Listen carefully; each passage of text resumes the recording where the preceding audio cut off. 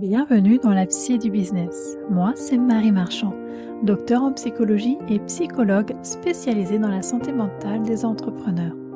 Dans ce podcast, on explore la face cachée de l'entrepreneuriat, ce que ta psychologie fait à ton business et ce que ton business révèle de toi.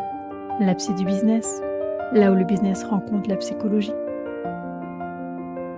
Imagine, tu as ouvert ton ordinateur pour envoyer un devis que tu repousses déjà depuis 3 jours. Ou alors, tu t'apprêtes à faire une séance découverte avec un potentiel futur client et tu hésites. Tu te demandes: «Qu'est-ce que je vais pouvoir lui annoncer, comme tarif? Comment ça va se passer? Comment il va prendre, ce tarif? Qu'est-ce que je peux faire s'il me dit non?» et cetera. Enfin, tout te tourne en boucle dans ta tête.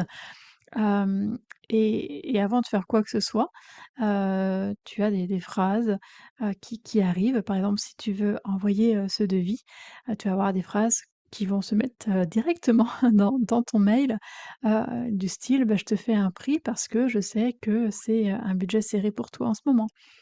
Ou alors, tu peux tout simplement dire aussi des choses comme: «Bah, n'hésite pas si c'est trop pour toi, on peut voir un format plus léger» ou retirer quelques options pour que ce soit plus soft en termes de budget pour toi. Bref, hein, tu te trouves toujours des excuses ou des moyens d'adoucir ton tarif, que ce soit pour envoyer un devis, donc dans un email ou alors que ce soit directement en séance découverte avec tes potentiels futurs, clients. Ce que tu viens de faire, c'est de glisser, une excuse dans un message, qui n'en demandait pas une. Avant même que la personne, ait consulté, ton tarif, avant même qu'elle ait eu le temps, bah, d'écouter ce tarif, d'en prendre connaissance, de le comprendre, toi tu essayes d'expliquer ce tarif. Alors j'avoue, hein, moi aussi pendant des années je l'ai fait, sans forcément le voir. Ça se manifestait d'une autre manière, chez moi et je me trouvais à chaque fois une bonne raison, pour pouvoir faire ça. Alors il y a 2 mécanismes psychologiques qui expliquent, ce phénomène-là et les 2 peuvent te concerner directement. Le premier mécanisme, s'appelle la honte anticipée. Alors, il y a des chercheurs en psychologie évolutionniste qui ont montré que la honte qu'on ressent avant d'agir suit un calcul vraiment très précis. Elle va évaluer à l'avance combien les autres vont nous juger si on fait ce qu'on s'apprête à faire.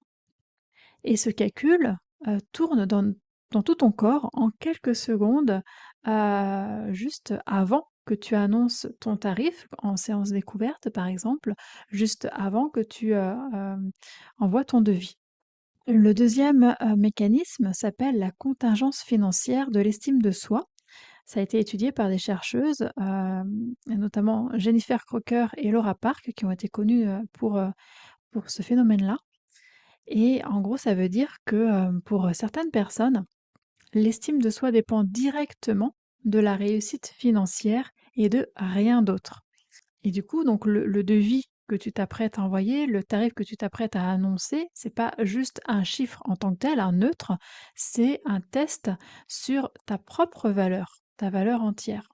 Et leurs recherches montrent tout de même que les personnes chez qui, l'estime de soi, dépend le plus, de la réussite financière, ces personnes-là rapportent davantage de difficultés financières une fois qu'on retire l'effet de tous les autres facteurs. Ça veut dire que ce mécanisme entretient lui-même, ce qu'il redoute. Alors je te propose, de revenir au moment où tu vas envoyer ton devis, de revenir à la situation où tu es en séance découverte avec un potentiel client. La honte anticipée va te dire, bah, si tu envoies ce prix tel qu'il est, il va penser que tu en demandes trop. La contingence financière de l'estime de soi, elle va enchaîner direct après, en te disant, si, ce potentiel client pense ça de toi, bah, ça voudra dire que tu ne vaux pas ce prix-là en tant que personne. Et ton cerveau fait ce calcul vraiment très rapidement, hein, en une fraction de seconde, donc on s'en rend pas compte et il agit avant même d'avoir la moindre preuve que ce jugement, existe vraiment, avant même de savoir s'il est vrai ou pas. Du coup, qu'est-ce que tu vas faire? Bah, tu vas baisser le tarif ou alors tu vas le justifier, ce tarif. Tu vas l'expliquer. Et tu vas glisser des phrases, voilà, d'explication. Tu vas, en quelque sorte, protéger ton estime de soi en sacrifiant, ta facture pour éviter une humiliation qui, dans la grande majorité des cas, ne se serait forcément jamais produite. Et je te rappelle, hein, ton client n'a rien demandé de tout ça, c'est toi qui négocies contre toi-même, dans ta tête, avant même que ton client ait eu le temps de dire quoi que ce soit. Et la boucle va se refermer exactement là où les chercheuses l'avaient prédit.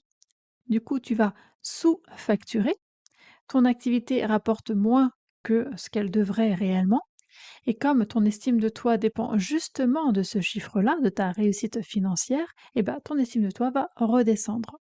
Alors, ce que je te propose, c'est un protocole en 2 temps à faire la prochaine fois que tu vas annoncer un tarif. Alors, je te propose une observation et pour que ce soit vraiment concret, on va le faire ensemble maintenant, sur ton prochain, devis, réel que tu vas envoyer ou c'est le dernier devis que tu as déjà envoyé si tu en as pas en attente.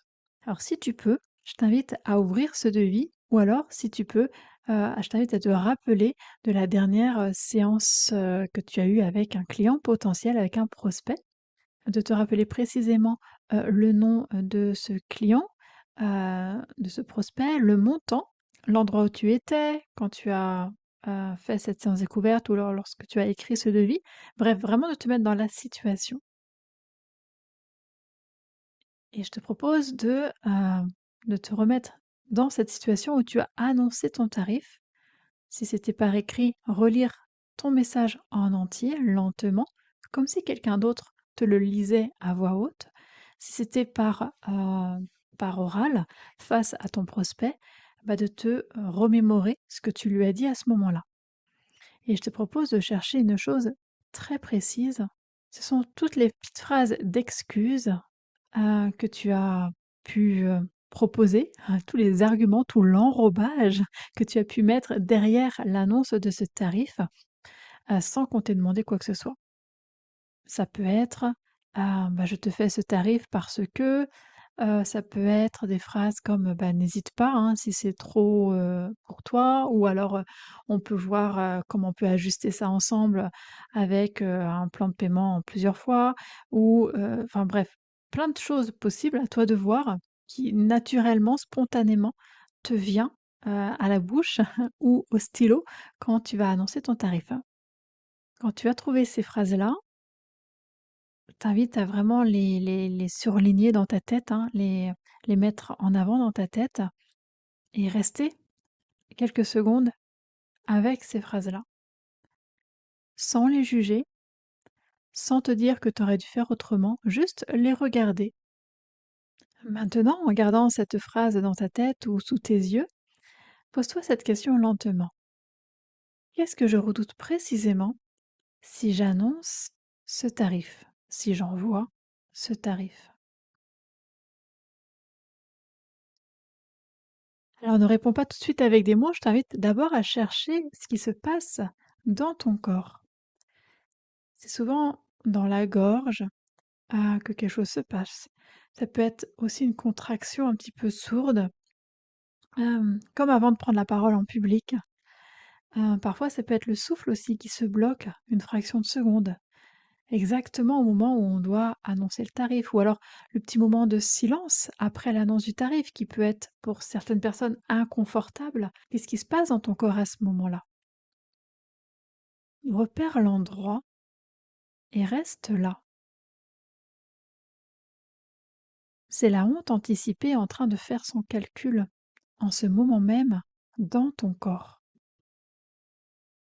Tu n'as rien d'autre à faire que de la laisser être là pleinement pendant quelques secondes sans la calmer ni la faire taire avec une excuse de plus. Juste l'observer.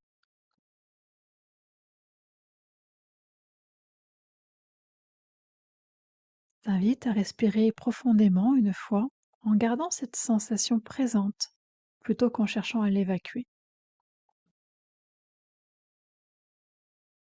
Et maintenant, pose-toi la question suivante. Si mon prospect refusait ce prix-là, Qu'est-ce que ça dirait vraiment de moi? Laisse la réponse venir même si elle est inconfortable. Alors beaucoup de mes clientes trouvent à cet endroit-là, une phrase du genre, «Ça voudrait dire que, je ne vaux pas ce que je demande». Si c'est ce qui vient pour toi aussi, regarde-la en face, cette phrase. C'est le mécanisme entier que je viens de te décrire en train de se rejouer sous tes yeux sur ce devis précis, sur cette séance découverte précise.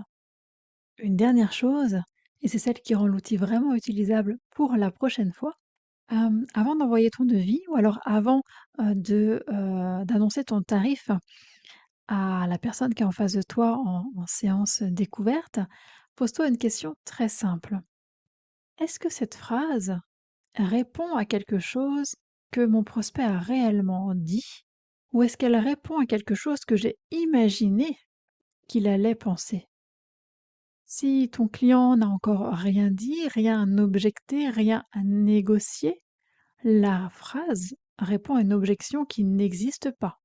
Bien sûr, tu peux l'enlever du message ou alors la garder, c'est toi qui vois, c'est pas le sujet ici. Le sujet, c'est que pour la première fois, tu sais exactement ce qui se passe dans ton corps et dans ta tête juste avant de baisser ton tarif.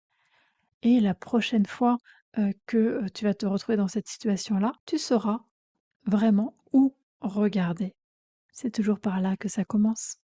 Si cet épisode t'a parlé, abonne-toi et laisse un avis.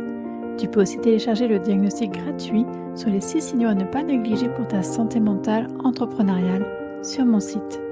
Tu trouveras les informations dans la description de cet épisode.